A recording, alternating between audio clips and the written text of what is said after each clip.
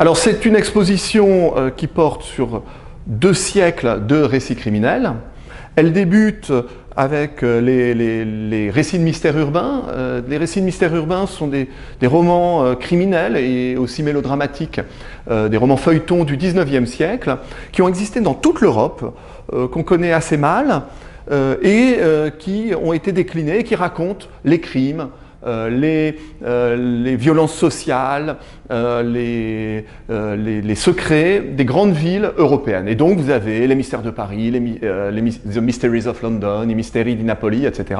Dans tous les pays européens au XIXe siècle qui construisent un imaginaire de la ville, du crime, etc. Qu'est-ce qu'on peut voir d'autre? On peut voir un certain nombre de fascicules, de petits romans populaires européens, aussi bien espagnols qu'italiens, que tchèques, que hongrois. Donc des choses qu'on ne connaît pas du tout en France, parce qu'elles ont très peu circulé, et en même temps, elles illustrent la manière dont les imaginaires, eux, sont passés d'un pays à l'autre.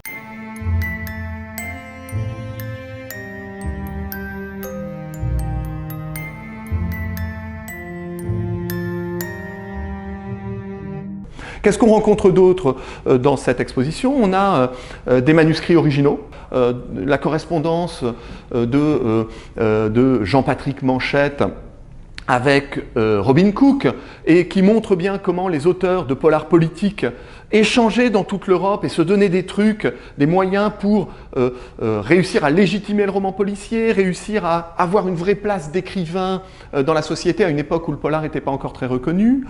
Qu'est-ce qu'on voit aussi? On voit beaucoup de documents et de romans sur le récit policier dans les pays de l'Est, au moment où le rideau de fer rendait difficile la circulation de ces récits criminels, eh bien dans les pays de l'Est, on fabrique ses propres récits criminels. De la même façon, on trouve des romans policiers nazis, fascistes, ou de la collaboration, qui reformulent cette énorme vogue à l'époque du roman policier britannique, qui domine toute l'Europe, et qu'ils reformulent selon les normes des doctrines nazies, fascistes ou des principes de la collaboration.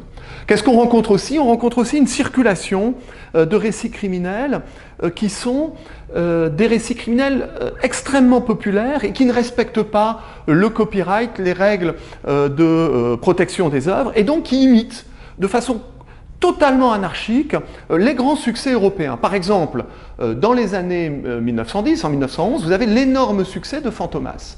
Et vous allez voir apparaître en Espagne des fausses aventures de Fantomas, mais aussi des pièces de théâtre dans lesquelles Fantomas affronte Sherlock Holmes, Nick Carter et Arsène Lupin dans des sortes de combats titanesques, une sorte de combat des Avengers avant l'heure, mais simplement sans respecter le copyright, dans des versions extrêmement populaires, etc.